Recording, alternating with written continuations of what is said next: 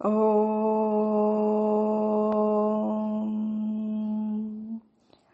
స్థాపకాయ చ ధర్మస్య సర్వధర్మస్వరూపిణే అవతారవరిష్ఠాయ రామకృష్ణాయ తే నమః.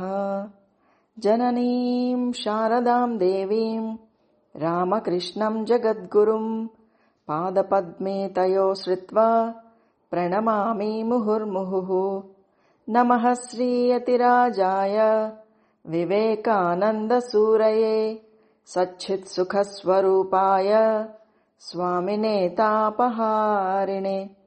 గురుర్బ్రహ్మా గురుర్విష్ణుః గురుర్దేవో మహేశ్వరః గురు సాక్షాత్ పరం బ్రహ్మ తస్మై శ్రీ గురవే నమః.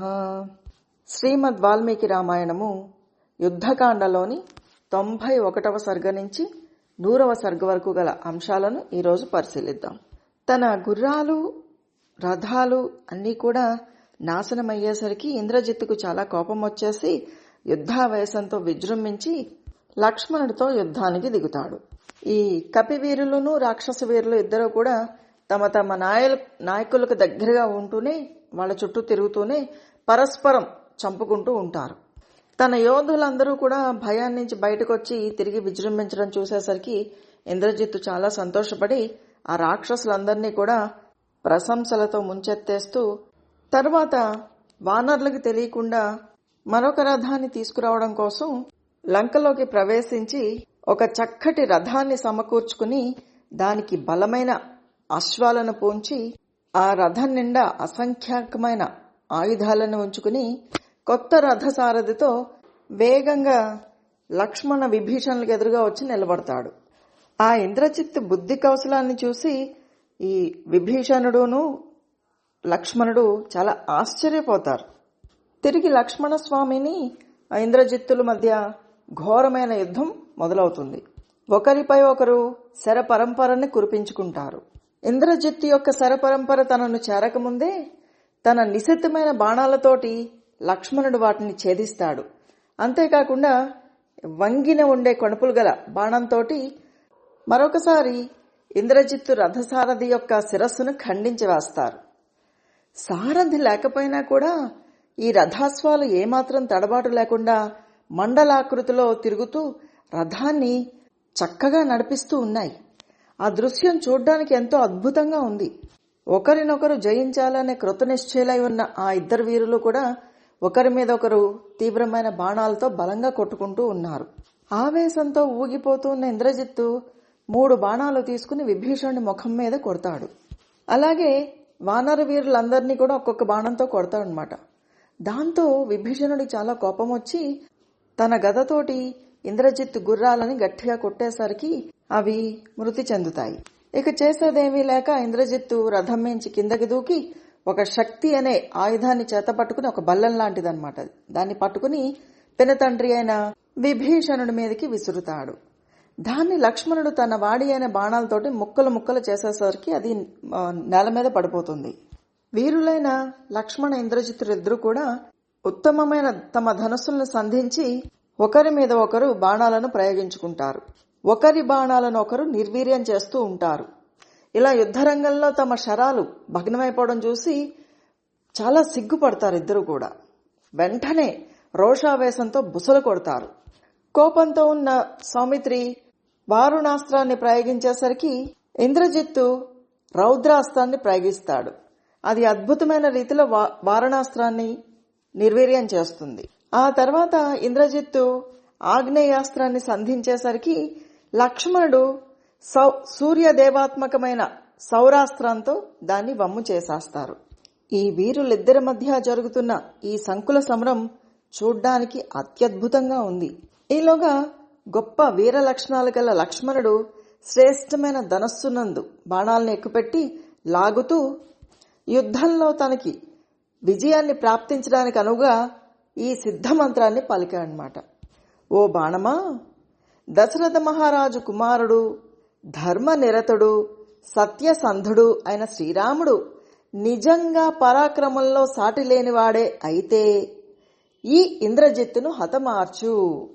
లక్ష్మణుడు పలికిన ఈ సిద్ధమంత్రము నిజంగానే తిరుగులేని సత్యం. ఆకర్ణాంతం లాగి ఐంద్రాస్త్రపూర్వకంగా ఇంద్రజిత్తును లక్ష్యంగా చేసుకుని ఆ బాణాన్ని వదిలిపెట్టేసరికి అది ఇంద్రజిత్తు శిరస్సును బలంగా దెబ్బతీసి అతడి శరీరం నుంచి ఆ శిరస్సును విడదీసింది. ఇంద్రజిత్తు యొక్క మహాశిరస్సు రక్తసిక్తమయ్యి మొండం నుంచి వేరుబడి భూమి మీద పడి బంగారు కాంతులతో విలసిల్లుతూ ఉంది.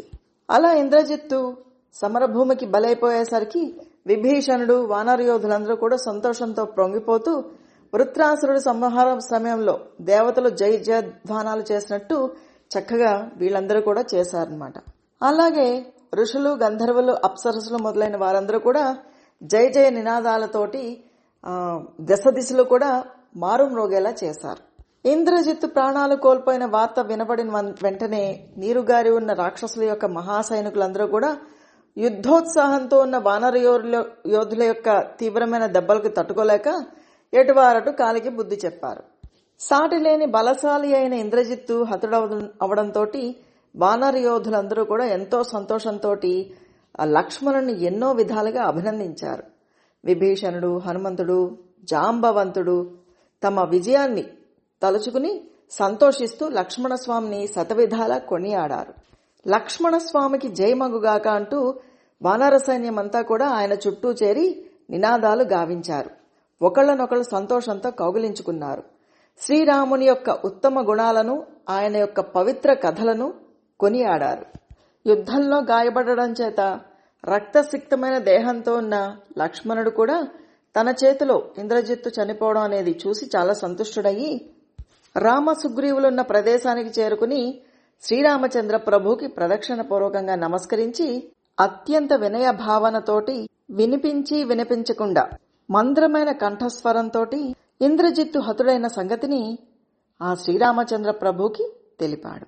దాంతో రాముల వారు ఎంతో సంతోషించి, నాయనా లక్ష్మణ, నువ్వెంతో మంచి పని చేశావు. ఇంద్రజిత్తు పడిపోవడంతో రాక్షసులందరినీ మనం జయించేసినట్లే అని భావించు అంటూ పలుకుతూ లక్ష్మణుడి శిరస్సుని నిండు ప్రేమతో ముర్కుంటారు. గాయపడిన తన సోదరుణ్ణి ఒళ్ళోకి చేర్చుకుని తనివి దీరా కౌగిలించుకుంటారు. అతడితో, లక్ష్మణ, ఇంద్రుణ్ణి కూడా జయించిన వాడైన ఇంద్రజిత్తును నువ్వు యుద్ధంలో మట్టి గర్పించావు. నీ వంటి గట్టి యోధుడు బాసటగా ఉన్నప్పుడు సీతాదేవిని గాని కోసల రాజ్యాన్ని గాని పొందడం నాకేమాత్రం కూడా కష్టమైన పని కాదు.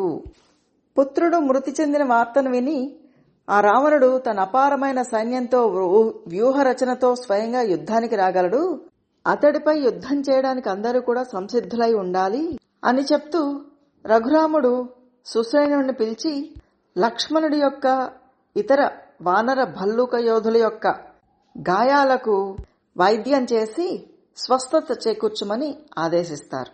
అప్పుడు సుసేనుడు లక్ష్మణుడి ముక్కు దగ్గర ఒక దివ్య ఔషధాన్ని ఉంచేసరికి దాని ప్రభావంతో లక్ష్మణుడికి బాధలన్నీ తొలగిపోయి గాయాలన్నీ కూడా మానిపోతాయి. అలాగే బాణం గుర్తులు కూడా మటుమాయమైపోతాయి. అతడు తిరిగి పరిపూర్ణమైన ఆరోగ్యంతో కోలుకుంటాడు.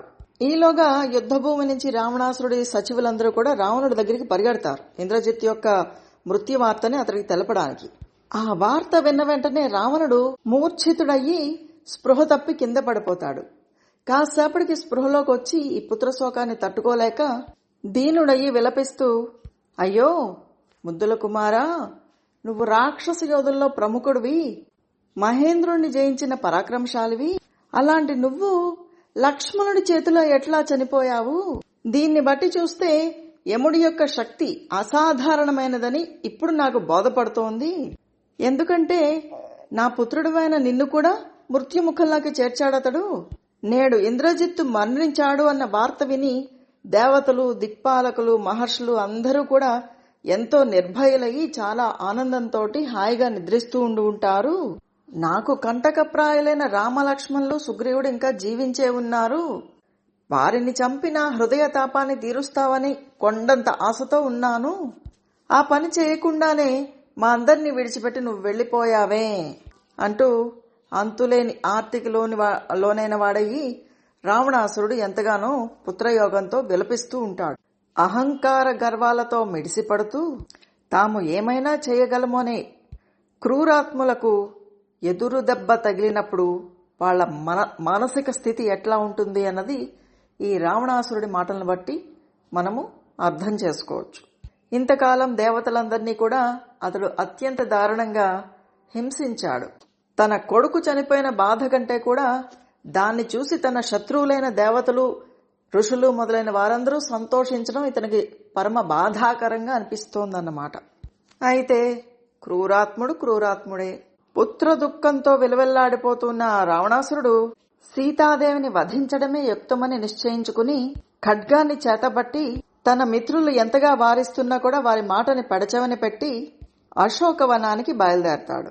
ఇలా రావణుడు ఖడ్గదారి అయ్యి ఎవరు చెప్పినా వినకుండా తనకేసి వడివడిగా రావడం గమనించిన సీతాదేవి ఎంతో వ్యధకు లోనవుతారు. ఆవిడ మనస్సులో ఎన్నో విధాలైన భావాలు పొడసూపుతాయి. శ్రీరాముని ధర్మపత్ని అయిన నేను ప్రస్తుతం దిక్కులేని దాన్నై ఉన్నానే. ఈ రావణుడు ఎన్నోసార్లు నయానా భయాన తన భార్యయే సుఖించమని చెప్పి నన్నెంతగానో ఒత్తిడి చేశాడు. ఎప్పటికప్పుడు నేను తిరస్కరిస్తూ వచ్చాను. దాంతో నిరాశకులోనైన ఇతడు నన్ను హతమార్చడానికే సిద్ధపడి వచ్చినట్లుగా అనిపిస్తూ ఉన్నది. లేదా రావణుడు ఇంద్రజిత్తు మరణవార్తను విని పుత్రశోకంతో క్రోధంతో నన్ను వధించాలని అనుకుంటున్నట్టున్నాడు. అయ్యో, నేను ముందే హనుమంతుడు చెప్పిన మాటలు వినేసి ఉండాల్సింది. అప్పుడే గనక విని ఉంటే తన భుజాలపై నన్ను తీసుకుని నా భర్త ఒడిలో ఈ పాటికి సురక్షితంగా చేర్చి ఉండేవాడు. ఇంతలా శోకించాల్సిన దుస్థితి నాకు తప్పి ఉండేది అని మనసులోనే మదన పడుతూ శ్రీరాముని వారి కోసం పరితపిస్తూ ఉండిపోయారు సీతమ్మవారు. ఈలోగా రావణుడి మంత్రుల్లో బుద్ధిశాలి ఉత్తముడైన సుపార్షుడు రాక్షసరాజైన రావణుడితోటి, కుబేరుడి సోదరుడైన దశగ్రీవ క్రోధావేశాలతో ధర్మాన్ని మరిచి సీతాదేవిని చంపాలనుకుంటున్నావు. నువ్వు సమస్త వేదాలను శాస్త్రాలను అధ్యయనం చేసిన వాడివి, గృహస్థ ధర్మాలను చక్కగా నిర్వర్తిస్తుండేవాడివి. అలాంటి వాడివైన నువ్వు ఒక మహాసాధ్విని చంపపూనుకోవడానికి కారణమేమిటి?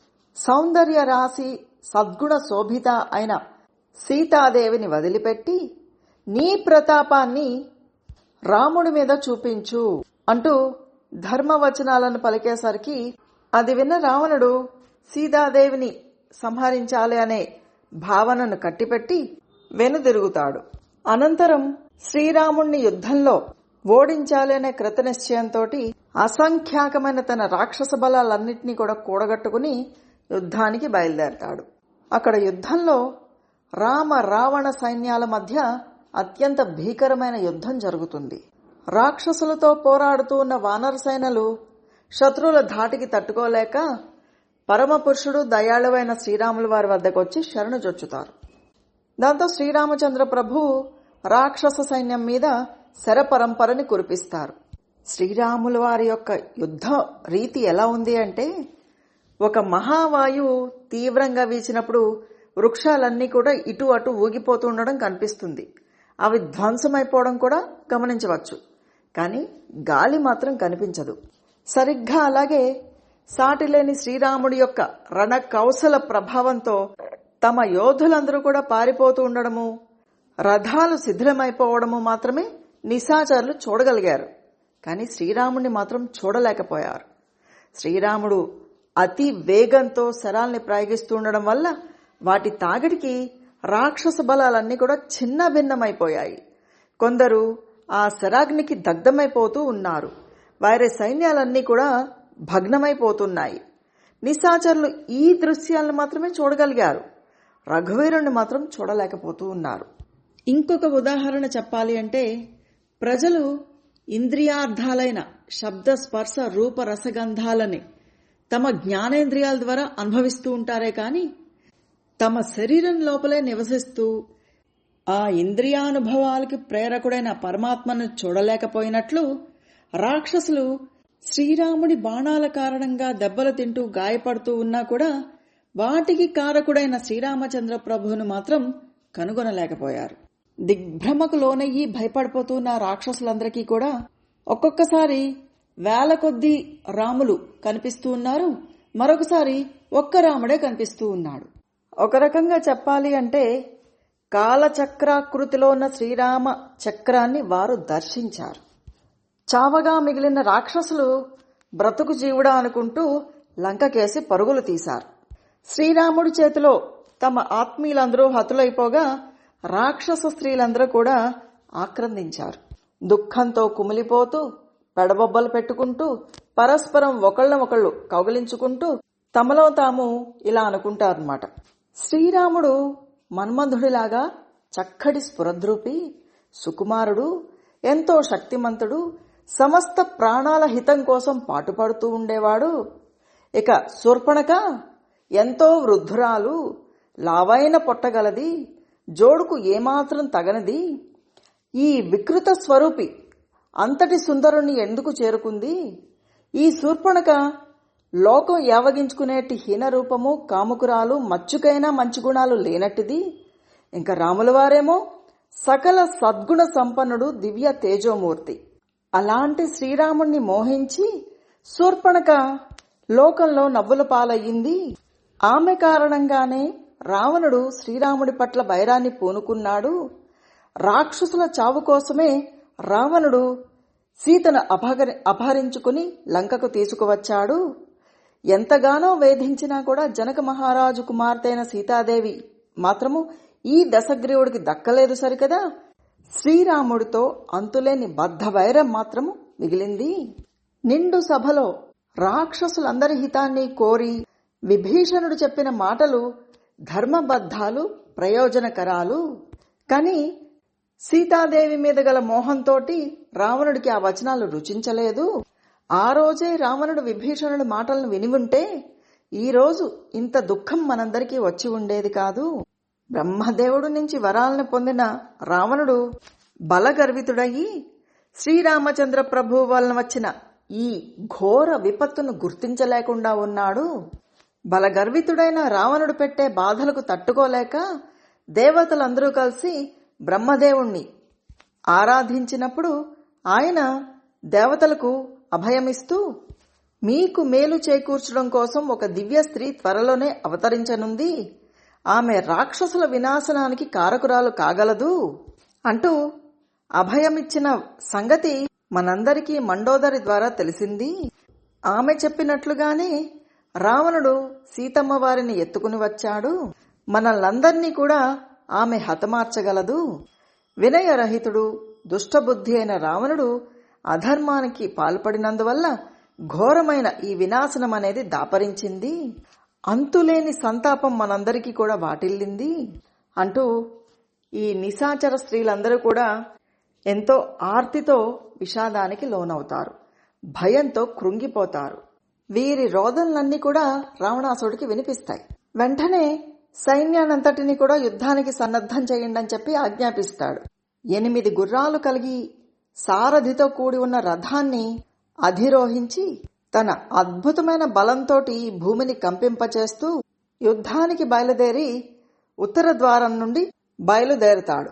అప్పుడు పక్షులు ఘోరంగా అరిచాయట, మేఘాలు రక్తాన్ని వర్షించాయి, రథాశ్వాల నడక తడబడింది, ఈ ధ్వజాగ్రం మీద గ్రద్ద వాలింది, అశుభ సూచకంగా నక్కలు కూశాయి, రావణుడు ఎడంకన్ను అదిరింది, ఎడంభుజం చలించింది, అతడి ముఖం వెలవెలబోయింది, కంఠస్వరం దెబ్బతింది, అతడి మరణ సూచకంగా ఎన్నో విధాలైన అపశకునాలు ఎదురయ్యాయి. యుద్ధోన్మాదంతో ఉన్న రావణాసురుడు ఈ అపశకునాలు వేటిని కూడా లెక్క చేయకుండా మృత్యుపేరుతుడయి శత్రువుల్ని వధించడానికి బయలుదేరాడు.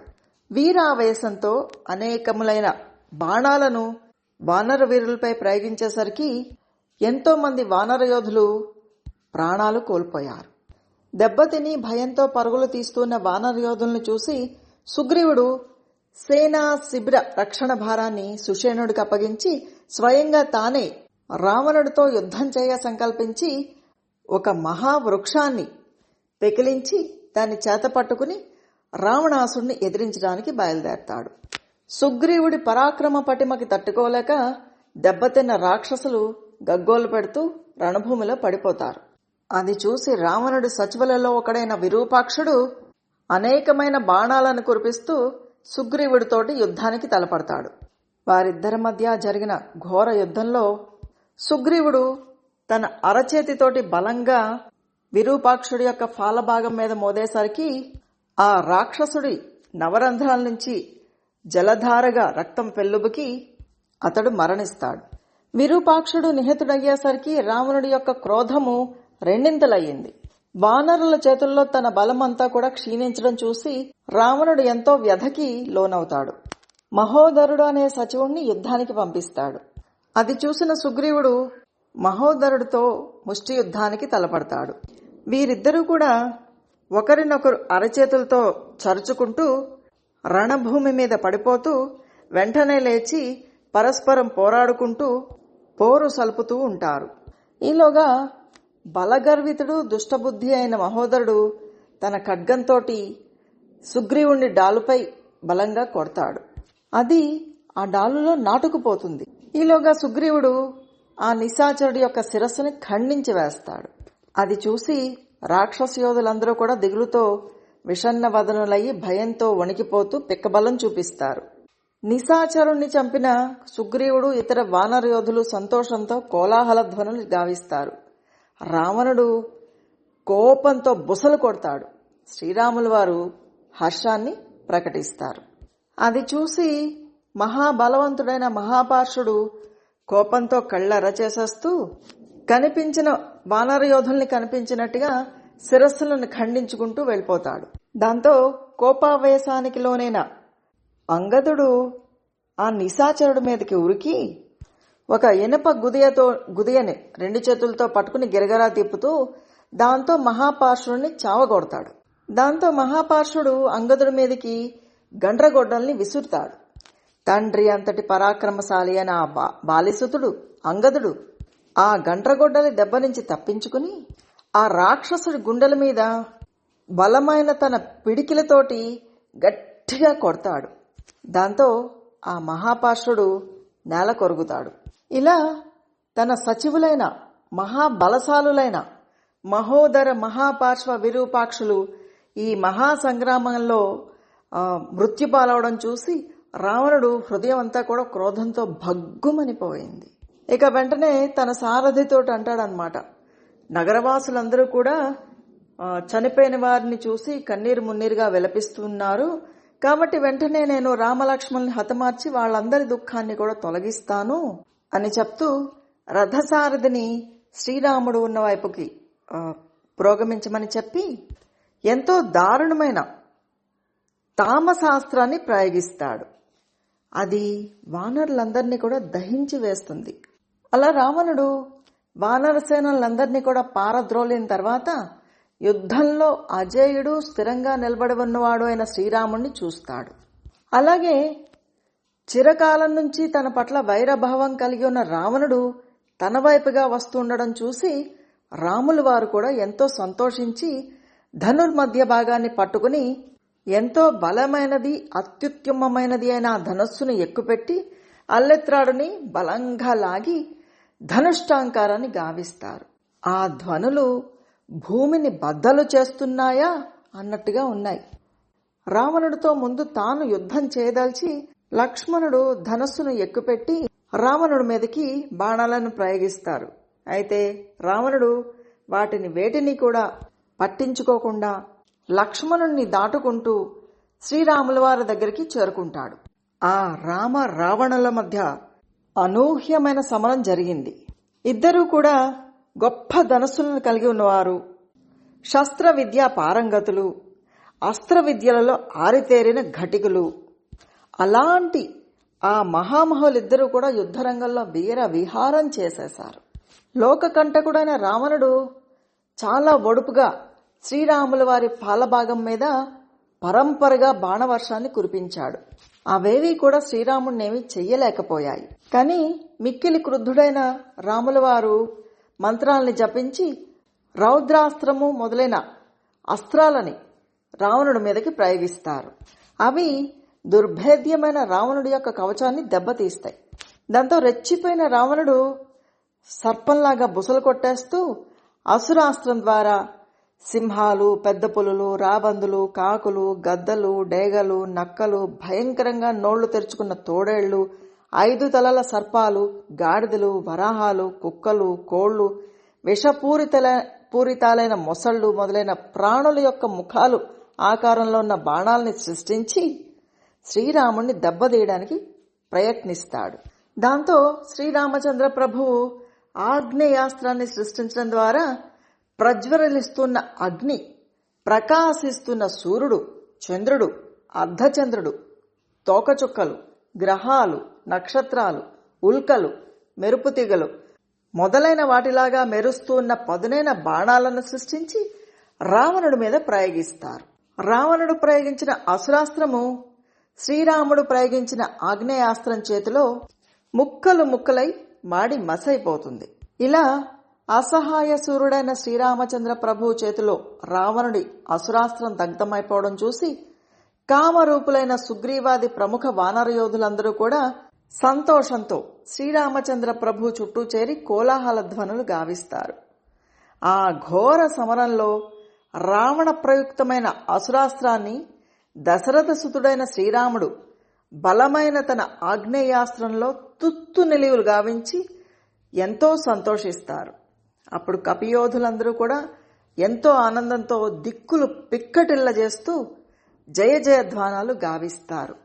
ఇక్కడితో 100వ సర్గ పూర్తయినది. హరి ఓం తత్సత్. శ్రీరామకృష్ణార్పణమస్తు. జయ శ్రీరామకృష్ణ.